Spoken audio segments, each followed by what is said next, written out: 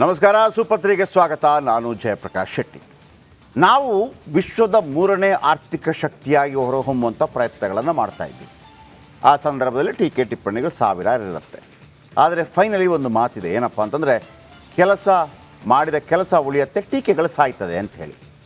ಯಾರಿಗೂ ಟೀಕೆಗಳೇನು ಕಡಿಮೆ ಅಲ್ಲ. ಶ್ರೀರಾಮಚಂದ್ರನಿಗೂ ಟೀಕೆ ಇತ್ತು, ಶ್ರೀಕೃಷ್ಣ ಪರಮಾತ್ಮನಿಗೂ ಟೀಕೆ ಇತ್ತು, ಮಹಾತ್ಮ ಗಾಂಧಿಗೂ ಟೀಕೆ ಇತ್ತು, ನೆಹರುಗೂ ಟೀಕೆ ಇತ್ತು, ಇಂದಿರಾ ಗಾಂಧಿಗೂ ಟೀಕೆ ಇತ್ತು, ಆಮೇಲೆ ನರೇಂದ್ರ ಮೋದಿಗೂ ಟೀಕೆ ಇದೆ, ಸಿದ್ದರಾಮಯ್ಯನವ್ರಿಗೂ ಟೀಕೆ ಇದೆ, ದೇವೇಗೌಡರಿಗೂ ಟೀಕೆ ಇತ್ತು. ಪ್ರತಿಯೊಬ್ಬರಿಗೂ ಟೀಕೆ ಟಿಪ್ಪಣಿ ಇದ್ದೇ ಇದ್ದದ್ದೇ. ಮೊನ್ನೆ ತೀರ್ಕೊಂಡಂಥ ಮನಮೋಹನ್ ಸಿಂಗ್ ಅವ್ರಿಗೂ ಟೀಕೆ ಇತ್ತು. ಫೈನಲಿ ಕೆಲಸಗಳು ಮಾತಾಡ್ತವೆ, ಟೀಕೆಗಳು ಸಾಯ್ತವೆ ಅನ್ನೋದು ಮನಮೋಹನ್ ಸಿಂಗ್ ಅವರ ವಿಚಾರದಲ್ಲಿ ಮತ್ತೆ ಸಾಬೀತಾಗತ್ತೆ. ಹಾಗಂತ ತಪ್ಪುಗಳೇ ಆಗಿಲ್ವಾ? UR ಅನಂತಮೂರ್ತಿ ಒಂದು ಮಾತನ್ನು ಹೇಳ್ತಾರೆ, ಎಲ್ಲರ ಕಾಲದಲ್ಲೂ ಪ್ಲಸ್ ಮತ್ತು ಮೈನಸ್ ಇದ್ದೇ ಇರುತ್ತೆ. ಯಾಕೆಂದರೆ ಇದು ಮನುಷ್ಯ ಸಹಜವಾಗಿರುವಂಥದ್ದು, ಆಗುವಂಥದ್ದು.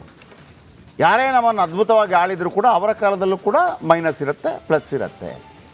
ಎಲ್ಲವೂ ಪ್ಲಸ್ ಮಾಡ್ತಾ ಹೋಗೋಕ್ಕೆ ಆಗೋದಿಲ್ಲ, ಯಾಕಂದರೆ ಪ್ರಕೃತಿ ಅದರ ರೀತಿಯಲ್ಲೇ ಕೆಲಸ ಮಾಡುತ್ತೆ ಅಂತೇಳಿ. ಯಾಕೆ ಈ ಮಾತು ಹೇಳಿದೆ ಅಂತಂದರೆ, ನಮಗೆ 1947ರಲ್ಲಿ ಸ್ವಾತಂತ್ರ್ಯ ಬಂದ ನಂತರ ನಮ್ಮಲ್ಲಿದ್ದಂತಹ ತಪ್ಪು ಒಪ್ಪುಗಳನ್ನು ಸರಿಪಡಿಸ್ತಾ ನಾವು ಮುಂದುವರಿತಾ ಇದ್ದೀವಿ. ಹಾಗಂತ ಅಸ್ಪೃಶ್ಯತೆ, ಅಸಮಾನತೆ ಕೇವಲ ಭಾರತದಲ್ಲಿ ಮಾತ್ರವಾ? ಹಾಗೇನಿಲ್ಲ. ಇವತ್ತು ವಿಶ್ವದ ಬಲಾಢ್ಯ ರಾಷ್ಟ್ರವಾಗಿರುವಂಥ ಅಮೇರಿಕಾ ಕೂಡ, ಯಾವುದೋ ಒಂದು ವಿಡಿಯೋ ನೋಡ್ತಾ ಇದ್ದೆ, ಅಮೇರಿಕಾ ಕೂಡ 1960 ತನಕ ಅಲ್ಲೂ ಕೂಡ ಫಿಮೇಲ್ ಡಿಸ್ಕ್ರಿಮಿನೇಷನ್ ಇತ್ತು, ಕಲರ್ ಡಿಸ್ಕ್ರಿಮಿನೇಷನ್ ಇತ್ತು, ಕಪ್ಪು ಬಣ್ಣದವರನ್ನು ತಾರತಮ್ಯದಿಂದ ನೋಡಲಾಗ್ತಾ ಇತ್ತು.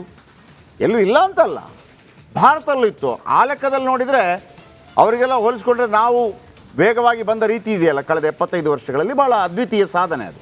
ಹಾಗಂತ ಮುಗಿದಿದೆ ಅಂತಲ್ಲ, ಮುಗಿದಿಲ್ಲ. ಯಾಕೆ ಇಷ್ಟೆಲ್ಲ ಲೆಕ್ಚರ್ ಕೊಡ್ತಾ ಇದ್ದೀನಿ ಅಂತಂದರೆ, ಒಂದು ಮೇಲ್ವರ್ಗದವ ಕೆಳವರ್ಗದವ, ಈಗ ವರ್ಗ ಅಂತ ಹೇಳಬಾರ್ದು, ಮೇಲ್ವರ್ಗದವ ಕೆಳವರ್ಗದವನನ್ನು ಬಹಿಷ್ಕಾರ ಹಾಕಿದರೆ ಅದು ಸಾಮಾಜಿಕ ಪಿಡುಗು ಮತ್ತು ಅದು ಒಂದು ಕ್ರಿಮಿನಲ್ ಅಪರಾಧ ಅಲ್ವಾ? ಕ್ರಿಮಿನಲ್ ಅಪರಾಧ. ಆದರೆ ತನ್ನದೇ ಜಾತಿಯವ ಅದೇ ಸಮುದಾಯದ ಮತ್ತೊಬ್ಬರನ್ನು ಬಹಿಷ್ಕಾರ ಹಾಕಿದರೆ ಇದೆಂಗೆ? ಈಗ ಅಟ್ರಾಸಿಟಿ ಕೇಸ್ ಇರ್ತಿದೆ, ದಲಿತರನ್ನು ಇವರನ್ನು ಬೈಬಾರ್ದು, ಜಾತಿ ನಿಂದನೆ ಮಾಡಬಾರ್ದು. ಯಾರು? ಇನ್ನೊಬ್ಬ ಜಾತಿಯವ. ಅದೇ ಜಾತಿಯವ ಮಾಡಿದರೆ,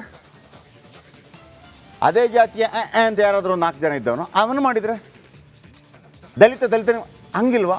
ಅದು ಜಾತಿ ನಿಂದನೆ ಅಲ್ವಾ ಅಂತ ನಾನು ಕೇಳ್ತಿರೋದು. ಯಾಕೆ ಈ ಮಾತು ಒನ್ಸ್ ಅಗೇನ್ ಯಾಕೆ ಈ ಲೆಕ್ಚರಿಂಗ್ ಕೊಡ್ತಾ ಇದ್ದೀನಿ ಅಂತಂದರೆ, CM ತವರು ಜಿಲ್ಲೆಯಲ್ಲಿ ಇಂಥ ಒಂದು ಪರಿಸ್ಥಿತಿ ಬಂದಿದೆ. ಹಿರಿಯರ ಮಾತು ಕೇಳದವರಿಗೆ ಬಹಿಷ್ಕಾರ ಶಿಕ್ಷೆ, ಸಮುದಾಯದ ನಾಯಕರಿಂದ ಬಾಯ್ಕಾಟ್.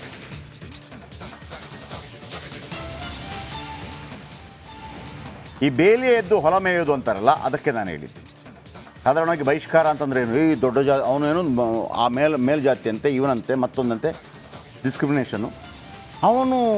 ಅವನಿಗೆ ನೀರು ಕೊಡಬೇಡಿ, ಮತ್ತೊಂದು ಕೊಡಬೇಡಿ. ಪಿಕ್ಚರ್ ನೋಡಿದಾಗ ನಾವೆಲ್ಲ ತಾಕಿ ಇದು ಮಾಡಿರ್ತೀವಿ. ಹಂಗೆ ನಡೆಯಲ್ಲ, ಮಾಡೋಂಗಿಲ್ಲ. ಅವನು ಎಷ್ಟೇ ಪ್ರಭಾವಶಾಲಿ ಆಗಿರಲಿ, ಆತನ ಕೈಕಾಲ ಮುರಿದು ಹಾಕಬೇಕು. ಯಾರು? ಬಹಿಷ್ಕಾರ ಹಾಕಿದವನನ್ನು. ಇದು ಎಲ್ರಿಗೂ ಗೊತ್ತಿರುವಂಥದ್ದು. ಯಾರೀ ಡಿಸ್ಕ್ರಿಮಿನೇಷನ್ ಮಾಡ್ತಾರೆ? ಮನುಷ್ಯ ಪ್ರತಿಯೊಬ್ಬನು ಒಂದೇ. ನಾಯಿ ಮರಿನ ತಂದು ಮುದ್ದು ಮಾಡ್ತೀವಿ, ಮನೆಯೊಳಗೆ ಬಿಟ್ಕೋತೀವಿ. ಒಬ್ಬ ಮನುಷ್ಯನ ಮನೆಯೊಳಗೆ ಬಿಟ್ಕೊಳ್ಳೋದಿಲ್ಲ ಅಂತ ಅದಕ್ಕೆ ಅರ್ಥ ಇದೆಯಾ? ಒಂದು ಸಾಮಾಜಿಕವಾಗಿ ಒಂದು ತಲೆಯಲ್ಲಿ ಮಿದುಳಿದ್ರೆ ಆಲೋಚನೆ ಮಾಡುವಂಥದ್ದು. ಯಾರ್ರೀ ಅವನು? ಅವನು ಏನು ದೊಡ್ಡ ಜಾತಿ ಅಂತ, ಇವನು ಸಣ್ಣ ಜಾತಿ ಅಂತ, ಸಣ್ಣ ಜಾತಿ ಅವನಿಗೆ ಹಿಂಗೆ ಹೇಳಿದ್ನಂತೆ, ಮತ್ತೊಂದು ಮಾಡಿದ್ನಂತೆ ಅಂತೇಳಿ. ಇದು ನಾವು ಕೇಳಿ ಅಸ್ಪೃಶ್ಯತೆ ವಿರುದ್ಧದ ಹೋರಾಟ. ಬಟ್ ಆ ಬಹಿಷ್ಕಾರ ಮಾಡಿದವನು ಅದೇ ಜಾತಿ, ಬಹಿಷ್ಕಾರ ಮಾಡಿಸ್ಕೊಂಡವನು ಅದೇ ಜಾತಿ. ಯಾವುದರಲ್ಲಿ ಏನು ಮಾಡಬೇಕು? ಇವ್ರನ್ನ ಏನು ಮಾಡಬೇಕು? ಮತ್ತು ನೀವು ಎಲ್ಲಿ ಸಮಾಜ ಯಾರನ್ನು ದೂರ್ತೀರಿ ನೀವು? ನಾನು ಹೇಳಿದ್ನಲ್ವಾ, ಜಾತಿನಿಂದನೇ ಮಾಡುವವರು ಬೇರೆ ಜಾತಿಯವ ನನ್ನ ಜಾತಿಯವರನ್ನು ಮಾಡ್ದ ಅನ್ನೋದು ಜಾತಿನಿಂದನೇ. ಆದರೆ ಅದಕ್ಕೆ ಅಟ್ರಾಸಿಟಿ ಕೇಸ್ ಇದ್ದರೆ, ಅದೇ ಜಾತಿಯಲ್ಲಿ ಸ್ವಲ್ಪ 4 ರೂಪಾಯಿ ಜಾಸ್ತಿ ಇದ್ದವ, ಅದೇ ಜಾತಿಯ 2 ರೂಪಾಯಿ ಕಡಿಮೆ ಇದ್ದವನಿಗೆ ಜಾತಿ ನಿಂದನೆ ಮಾಡಿದರೆ ಅದು ಜಾತಿ ನಿಂದನೆ ಆಗಲ್ವಾ? ಅವನು ಕೊಲೆ ಮಾಡಿದರೆ ಕೊಲೆ, ನೀನು ಕೊಲೆ ಮಾಡಿದರೆ? ಇದು ನನ್ನ ಪ್ರಶ್ನೆ. ಅದಕ್ಕೆ ಅರ್ಥ ಆಗಲಿ ಅಂತೇಳಿ ನಾವು ಎಂಥ ಜಮಾನದಲ್ಲಿ ಬದುಕ್ತಾ ಇದ್ದೀವಿ ಅಂತಂದರೆ 3G 4G 5G artificial intelligence ಬಗ್ಗೆ ಸಿಕ್ಕಲ್ಲಿ ಮಾತಾಡ್ತೀವಿ. Artificial intelligence AI. ಉಪೇಂದ್ರ ಅವರು ಸಿನಿಮಾ ಮಾಡಿದರು UI. ಏನದು UI? ಯೂನಿವರ್ಸಲ್ ಇಂಟೆಲಿಜೆನ್ಸ್ ಅಷ್ಟೇ. UI ಅಂದರೆ ಯೂನಿವರ್ಸಲ್ ಇಂಟೆಲಿಜೆನ್ಸ್. UI ನಾನು ನೀನು ಅದೆಲ್ಲ ಕರೆಕ್ಟ್ ಅದಕ್ಕೆ ಉತ್ತರ ಕೊಡೋ ಯೂನಿವರ್ಸಲ್ ಇಂಟೆಲಿಜೆನ್ಸ್ ಅಂತೇಳಿ ಇದರ ಬಗ್ಗೆ ಮಾತಾಡ್ತೀವಿ. ಇಂಥ ಟೆಕ್ನಾಲಜಿ ನಡುವೆ ಇಂದೆಲ್ಲ ಆಗಿದೆ. ಟೆಕ್ನಾಲಜಿ ಇಂಟೆಲಿಜೆನ್ಸ್ ನಾವೊಂದು ಶೂ ನೋಡಿದರೆ ಸೋಷಿಯಲ್ ಮೀಡಿಯಾದಲ್ಲಿ ಶೂದ ಲೈನ್ ಬಂದ್ಬಿಡುತ್ತೆ, ನಮ್ಮ ಮನಸ್ಸನ್ನು ಅದು ಅರ್ಥ ಮಾಡ್ಕೊಳ್ಳುತ್ತೆ. ನಮಗೇನು ಬೇಕು ಅಂತ ಅದು ಪದೇ ಪದೇ ಪದೇ ತೋರಿಸುತ್ತೆ. ಒಂದು ಶೇವಿಂಗ್ ಕಿಟ್ ಒಮ್ಮೆ ನೋಡಿದರೆ ಸಾಕು, ಅಂಥದ್ದು 25 ತೋರಿಸುತ್ತೆ. ಒಂದು ಸೀರೆ ತೋರಿಸಿದ್ರೆ 25 ತೋರಿಸುತ್ತೆ, 50 ತೋರಿಸುತ್ತೆ. ಎಲ್ಲ ರೀತಿಯದ್ದು ಇಷ್ಟು ಅಡ್ವಾನ್ಸ್ಡ್ ಆಗಿದ್ದೀವಿ. ಆದರೆ ನಾವು ಮನುಷ್ಯ ಎಷ್ಟು ಕೀಳುಮಟ್ಟಕ್ಕೆ ಇಳಿದಿದ್ದಾನೆ ಅಂತಂದರೆ ಮತ್ತೊಬ್ಬ ಮನುಷ್ಯನಿಗೆ ಬಹಿಷ್ಕಾರ ಹಾಕೋದಂತೆ. ನೀನು ಅದನ್ನು ತಿನ್ನಬಾರ್ದು, ಮುಟ್ಟಬಾರ್ದು, ಹಿಡಿಬಾರ್ದು ಅಂತ. ಎಲ್ಲಿ ನಡೀತಿರೋದು? ಸಿದ್ದರಾಮಯ್ಯನವರ ತವರ ಕ್ಷೇತ್ರದಲ್ಲಿ. ಏನದು ಸ್ಟೋರಿ ಬನ್ನಿ ಕೇಳೋಣ. ಸಿಎಂ ತವರು ಕ್ಷೇತ್ರದಲ್ಲೇ ಬಹಿಷ್ಕಾರ.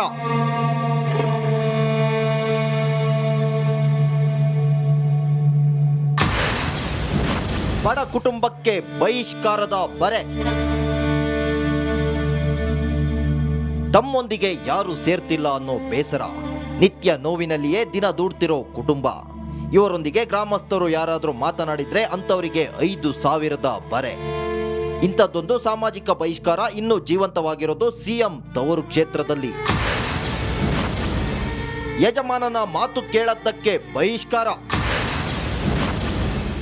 4 ವರ್ಷಗಳಿಂದ ಕಣ್ಣೀರಿನಲ್ಲಿ ಕೈ ತೊಳೆಯುತ್ತಿದೆ ಕುಟುಂಬ. 5G ಯುಗದಲ್ಲಿ ಸಮಾಜ ಶರವೇಗದಲ್ಲಿ ಮುಂದುವರಿದಿದೆ. ಆಧುನಿಕ ಜೀವನ ಶೈಲಿಗೆ ಜನ ಒಗ್ಗಿಕೊಳ್ತಿದ್ದಾರೆ.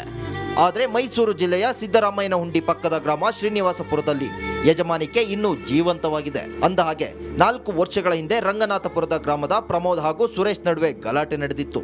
ನಂತರ ನ್ಯಾಯ ಪಂಚಾಯಿತಿ ವೇಳೆ ಪ್ರಮೋದ್ಗೆ 25,000, ಸುರೇಶ್ಗೆ 15,000 ದಂಡ ಹಾಕಲಾಗಿದೆ. ನಾವು ಇಲ್ಲಿ ನಮ್ಮ ತಂದೆಯವರು ಕೂಡ 16 ವರ್ಷ ಯಜಮಾನ್ತನ ಆಳಿ ಸ್ವಾಮಿ. ನಮ್ಮ ತಂದೆಯವರು ಈಗ ರೀಸೆಂಟಾಗಿ 2 ತಿಂಗಳಾಯ್ತು ಸ್ವಾಮಿ ತೀರೋಗಿ. ನಮ್ಮ ತಂದೆಯವರು ಇತ್ತಳಿಂದ ಇದೇ ವಾದ ಮಾಡ್ಕೊ ಬರ್ತಾಯಿದ್ದೀವಿ. ಹಂಗಾರು ನಮ್ಮ ನ್ಯಾಯ ಸಿಕ್ಕಿಲ್ಲ ಸ್ವಾಮಿ.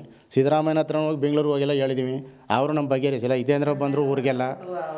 ನಮಗೂ ನಮ್ಮ ತಂದೆಯವ್ರಿಗೂ ಯಾರೋ ಆಕಸ್ಮಿಕ ಗಲಾಟೆಗೆ ಸ್ವಾಮಿ ಇದೇ ರೀತಿ ನಮ್ಮ ಅಕ್ಕನ ಮದುವೆ ಮಾಡಿ ನಾವು ಚಿಕ್ಕ ದೊಡ್ಡಪ್ಪನ ಮಕ್ಕಳು ಅವ್ರವ್ರಿಗೆ ಆಗದೋದಕ್ಕೆ ನಮ್ಮ ಅಕ್ಕನ ಮದುವೆಗೆ ಶಿವಣ್ಣನವರ ಕರೆದಿರೋದಕ್ಕೆ ಇಲ್ಲಿಯವ್ರು ಹೋಗಿ ನಾವನ್ನ ಯಾಕೆ ಮದುವೆ ಕರೆದಿದ್ರೆ ನೀವು ಅಂತೇಳಿ ನಮ್ಮ ಮದುವೆ ಕರೆದಿರೋದಕ್ಕೋಸ್ಕರ ಬಂದು ಊರಲ್ಲಿ ನಮ್ಮ ತಂದೆಗೆ ನಮಗೆಲ್ಲ ಹೊಡೆದು ಗಲಾಟೆ ಮಾಡಿ ಆಗ ತಮಗೆ ಅನ್ಯಾಯವಾಗಿದೆ, ದಂಡ ಕಟ್ಟಲ್ಲ ಅಂತ ಸುರೇಶ್ ಹೇಳಿದ್ದಕ್ಕೆ ಪಂಚಾಯಿತಿ ಯಜಮಾನರು ತಪ್ಪು ಕಾಣಿಕೆ ಕಟ್ಟುವವರೆಗೂ ತಮ್ಮ ಕುಲಕ್ಕೆ ಸೇರಿಸಲ್ಲ ಎಂದು ಬಹಿಷ್ಕಾರ ಹಾಕಿದ್ರಂತೆ. ಚಿಕ್ಕಂಡಯ್ಯ, ಬಸವಯ್ಯ, ಮಹಾದೇವು, ಮೋಟ ಮಹಾದೇವು, ಬೊಮ್ಮಾಯಿ ಅವರಿಂದ ಬಹಿಷ್ಕಾರ ಹಾಕಿರೋ ಆರೋಪ ಕೇಳಿ ಬಂದಿದೆ.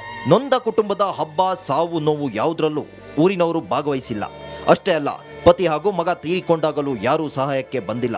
ಒಂದು ವೇಳೆ ಯಾರಾದರೂ ನೆರವಿಗೆ ಬಂದರೆ ಅಂಥವರಿಗೆ 5,000 ದಂಡ ಬೀಳುತ್ತೆ. ಅವ್ರು ಮಾತಾಡ್ಸ್ರೆ 5,000 ತಪ್ಪು ಅಂತ ಹಿಂಗೆ ಮಾತಾಡ್ಕೊಂಡು ಹಿಂಗೆ ಕಟ್ ಮಾಡ್ಕೊಂತಾರೆ.